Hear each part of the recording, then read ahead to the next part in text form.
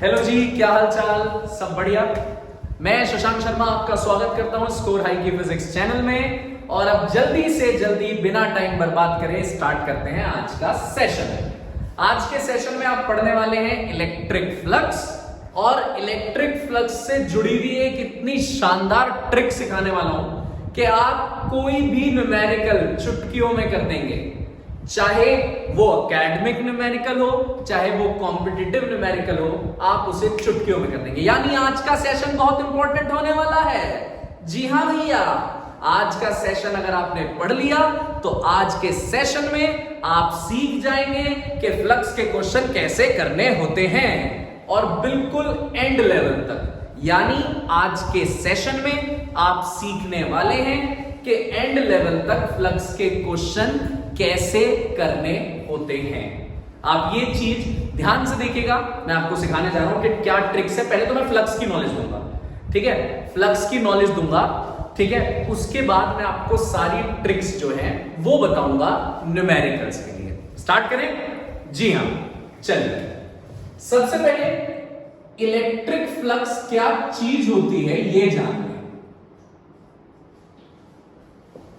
Flux क्या चीज है इसकी नॉलेज ले लेते हैं, उसके बाद ही तो न्यूमेरिकल कर पाएंगे ना, कंसेप्चुअल न्यूमेरिकल उसके बाद। लेकिन ये वादा है, आज के सेशन से जब तुम उठोगे, नहीं ये टॉपिक उठ चुका होगा, तुम नहीं उठोगे ना, टॉपिक उठ चुका होगा। बिल्कुल सही, आप लोग एग्जैक्टली इस टॉपिक को पूरा एंड कर चुके होंगे, ये वादा है मेरा, ठीक है।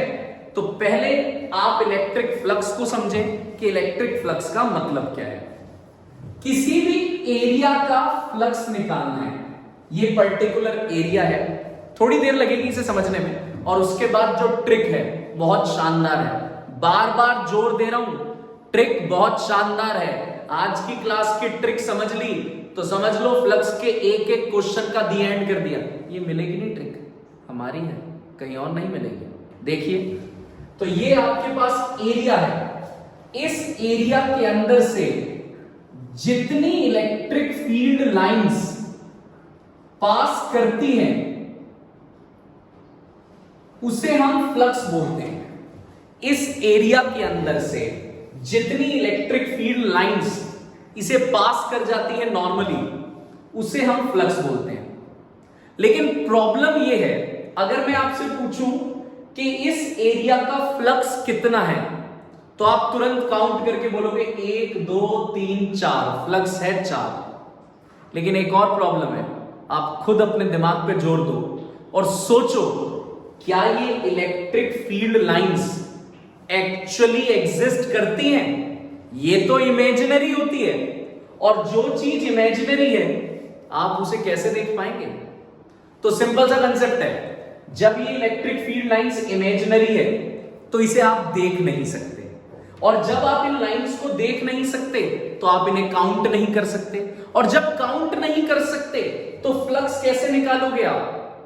समझ गए ना मेरी बात? तो डेफिनेशन वाइज तो ये बिल्कुल सही है। दीज आर इमेजिनरी लाइंस, ये इमेजिनरी लाइंस हैं। दीज कौन? इलेक्ट्रिक फील्ड लाइंस, ये इमेजिनरी होती है। तो फ्लक्स क्या हो गया? फ्लक्स हो गया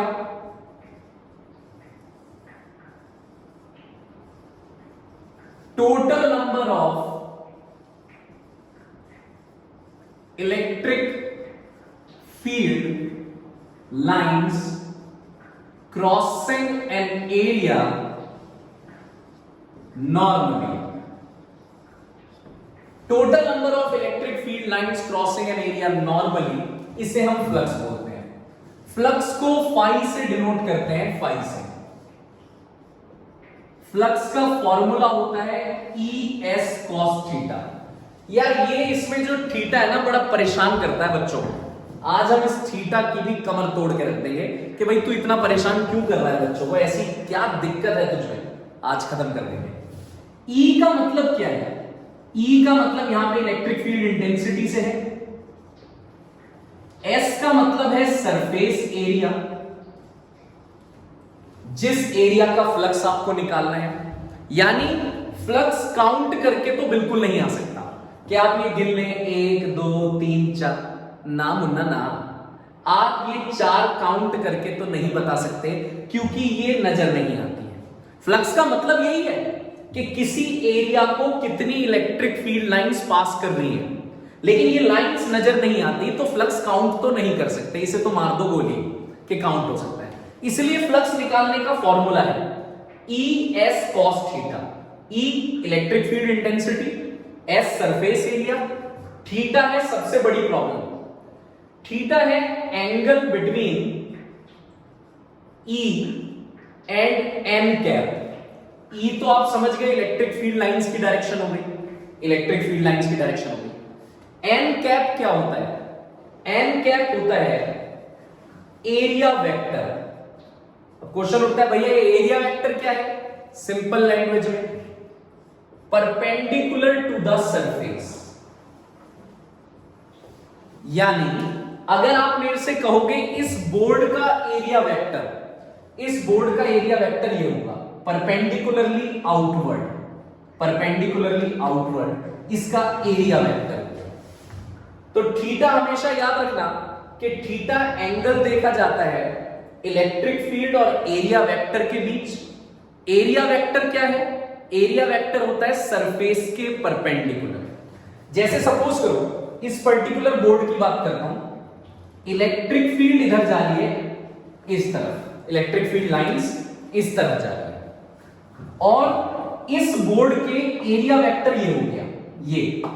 तो आपको एंगल किस किस का बीच देखना है? E और n कैप। E तो ये हो गया, n कैप ये आ रहा है बाहर की तरफ एरिया वेक्टर, E ये n कैप ये, तो ये एंगल कितना बैठ रहा है? क्या कह रहे हो 90? जी हां, मैं भी यही सुनना चाह रहा था 90। इलेक्ट्रिक फील्ड इस तरफ, एरिया वेक्टर बाहर, तो आपने जवाब बिल्कुल सही दिया है। तो यहां पे कितना बैठ गया आपके पास? एरिया वेक्टर और इलेक्ट्रिक फील्ड के बीच का एंगल 90 डिग्री। सपोज करो इलेक्ट्रिक फील्ड इस सरफेस के इस तरीके से बाहर आ रही होती, इलेक्ट्रिक फील्ड बाहर, और एरिया वेक्टर भी हमेशा सरफेस के परपेंडिकुलर होता है बाहर की तरफ। इलेक्ट्रिक फील्ड भी बाहर आ रही है और एरिया वेक्टर भी सरफेस के परपेंडिकुलर होता है बाहर की तरफ। इस समय ये दोनों पैरेलल हैं, तो इन दोनों के बीच एंगल होगा 0 डिग्री, 0 डिग्री। सपोज करो इलेक्ट्रिक फील्ड जा रही होती है अंदर, इलेक्ट्रिक फील्ड जा रही होती है अंदर की तरफ, और ये जो एरिया वेक्टर है ये तो हमेशा सरफेस के बाहर होता है, आउटवर्ड। इलेक्ट्रिक फील्ड अंदर, ये बाहर, तो इस समय ये एंटी पैरेलल है। एंटी पैरेलल में एंगल होता है 180 डिग्री। आराम से समझ लो, दोबारे दिमाग में बैठा लो, फ्लक्स का मतलब होता है शांति से, असीम आनंद। बिल्कुल अपने मन को शांत कर लो और समझ लो। जी हां, उच्चतम ज्ञान देने जा रहे हैं आपको। देखिए किसी भी एरिया के अंदर से जितनी इलेक्ट्रिक फील्ड लाइंस पास कर जाएं वो उसका फ्लक्स होता है। ये लाइंस नजर नहीं आती, जब ये लाइंस नजर नहीं आती तो फ्लक्स निकालने के लिए आपके पास फॉर्मूला होता है। Formula is ES cos theta, जिसमें काम की चीज ये थीटा है। ये थीटा एंगल होता है इलेक्ट्रिक फील्ड की डायरेक्शन और एरिया वेक्टर के बीच का एंगल। एरिया वेक्टर क्या होता है? किसी भी सरफेस के परपेंडिकुलर आउटवर्ड होता है। ये हमेशा ध्यान रखिएगा। तो फ्लक्स की अगर यूनिट बनाना चाहेंगे तो इलेक्ट्रिक फील्ड की unit newton per coulomb, area की unit metre square, trigonometric function की कोई यूनिट नहीं होती तो newton metre square upon coulomb. Flux maximum कब होगा? थीटा 0 पे, 0 डिग्री पे। फ्लक्स मिनिमम कब होगा? थीटा 90 पर, क्योंकि cos 90 0 होता है, cos 0 1 होता है, इसलिए ये तो कॉमन सी चीज है, स्केलर क्वांटिटी होती है फ्लक्स। लेकिन आज जो हम इकट्ठे हुए थे इस प्रॉपर सेशन में, उसमें हम फ्लक्स की थ्योरी नॉलेज लेने के लिए इकट्ठे नहीं हुए, हम तो इकट्ठे हुए हैं कंसेप्चुअल क्वेश्चंस फ्लक्स के, न्यूमेरिकल्स फ्लक्स के, जो बेस्ड हैं ट्रिक्स पे, जो ट्रिक मैं आपको सिखाने वाला हूं। आज जो मैं आपको ट्रिक सिखाऊंगा उससे आप फ्लक्स का एक एक क्वेश्चन बना लोगे, एक एक क्वेश्चन बनवाऊंगा, अभी बनवाऊंगा, ठीक है। देखिए अब मैं आपको फ्लक्स की ट्रिक बताता हूं और उस पे एक एक क्वेश्चन आपको फ्लक्स का सॉल्व कराता हूं। अगर आप फ्लक्स का न्यूमेरिकल कर रहे हैं तो सबसे पहले फ्लक्स के न्यूमेरिकल में या कंसेप्चुअल में क्वेश्चन में आपको फ्लक्स निकालने के लिए कहा है, तो आप ये चेक करो कि आपको न्यूमेरिकल में इलेक्ट्रिक फील्ड गिवन है या चार्ज गिवन है। या तो इलेक्ट्रिक फील्ड गिवन होगी या चार्ज गिवन होगा। अगर इलेक्ट्रिक फील्ड गिवन है तो इस ट्रिक में आपको यह चेक करना है कि 2 डायमेंशन फिगर का क्वेश्चन है या 3 डायमेंशन। 2 डायमेंशन का मतलब स्क्वायर, रेक्टेंगल, सर्कल। 3 डायमेंशन का मतलब 3 डायमेंशन फिगर का मतलब हो सकता है क्यूब, क्यूबॉइड, सिलेंडर, ये सब 3 डायमेंशन।